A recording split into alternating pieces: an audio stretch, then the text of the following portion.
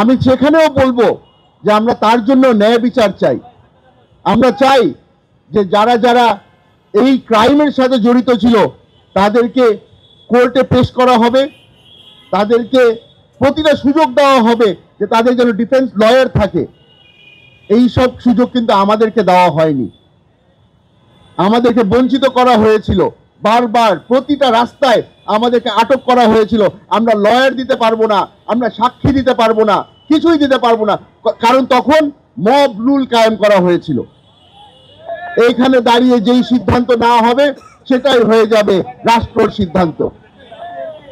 আমি আপনাদেরকে বলে দিতে চাই, এই মবের মাধ্যমে আপনারা হয়তো একদিন জয় হতে পারবেন, কিন্তু ইতিহাসের পাতায় লেখা থাকবে যে এখানে জাস্টিস করা হয়নি, এখানে মব রুল ছিল।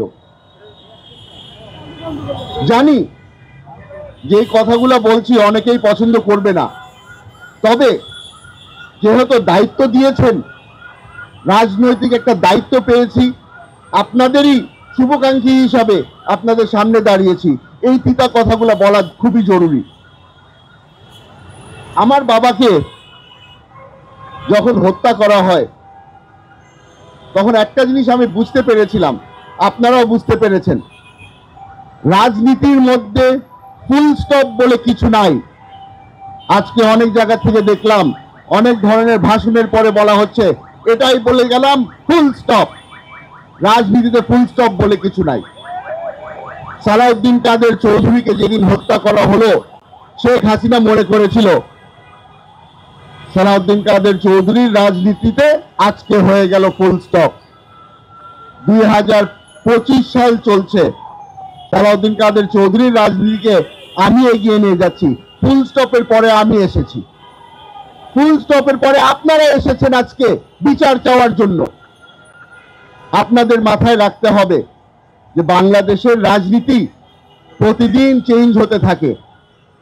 আপনাদের সচেতন হতে হবে, আপনাদের মাথায় রাখতে হবে যে আজকে যারা আপনার বন্ধু, কালকে হয়তো তারা আপনার বন্ধু থাকবে না। সবাই নিজেদের রাজনৈতিক ফায়দা নিতে চায়। এখানে যখন গণজাগরণ মঞ্চ হয়েছিল তখন কত মানুষ ছিল বলেছিল এই গণজাগরণ মঞ্চকে আমরা সমর্থন দেই। আজকে তারা কোথায়? লেজ গুটিয়ে পালিয়ে গেছে। তারা এখন আর ইমরান এই সরকারকে চিনে না, তারা আর লাকি আক্তারকে চিনে না, তারা শেখ হাসিনাকেও চিনে না। তারা এখন নিজেদের যান বাঁচানোর জন্য ব্যস্ত। আপনারা চিন্তা করে দেখেন, আজকে আমরা এখানে হয়তো খুব কম মানুষ এসেছি।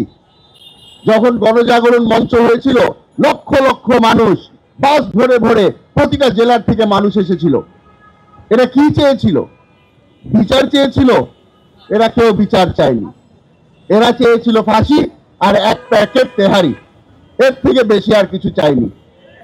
চিন্তা করে দেখেন কত কম খরচের মধ্যে কত বড় একটা অপরাধ হয়ে গেল। কতগুলো মানুষ জান হারালো, কতগুলো মানুষ তাদের পরিবারের থেকে বিচ্ছিন্ন হয়ে গেল, কতগুলি পরিবার ধ্বংস হয়ে গেল। এদের মনের মধ্যে কোনো কষ্ট নেই। আপনারা এখানে এসেছেন, আশা করি আপনারা সুযোগ করে দিবেন যেন আপনাদের পাশে দাঁড়াতে পারি। এখানে কিছু কিছু সিদ্ধান্ত অনেক বড় বড় নেতারা নিচ্ছে, যারা অনেক ধরনের নাম, অনেক ধরনের পরিচয় দিয়ে আপনাদের সামনে আসছে।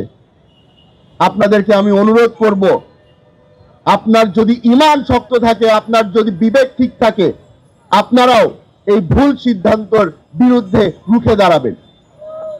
আমরা এখানে সকলেই মানুষ, সকলের মধ্যে ঈমান আছে। আশা করি এটাকে আপনারা কাজে লাগাবেন।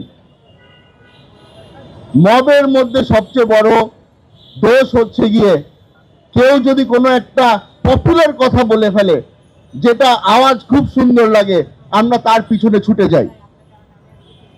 আপনারা আজকে আমার পরিচয় দিলেন আমার বাবার ওই স্লোগান ধরে। অনেকেই আমাকে বলছে যে আমি রাজনীতি করছি ধর্ম নিয়ে।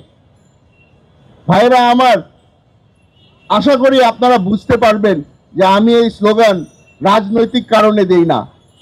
আমি এই স্লোগান দেই আমার বাবাকে স্মরণ করে। আমি এই স্লোগান দেই আমার ঈমানের পরিচয় দেওয়ার জন্য। আশা করি আপনারা আমাকে ভুল বুঝবেন না। আশা করি আপনারা আমার পাশে থাকবেন আর আপনারা আমার সাথে একসাথে স্লোগান দিবেন, নারায়ে তাকবীর, নারায়ে তাকবীর, নারায়ে তাকবীর। ইনশাআল্লাহ আপনারা যখনই আমাকে দাওয়াত করবেন আমাকে আপনাদের পাশে পাবেন। আসসালামু আলাইকুম।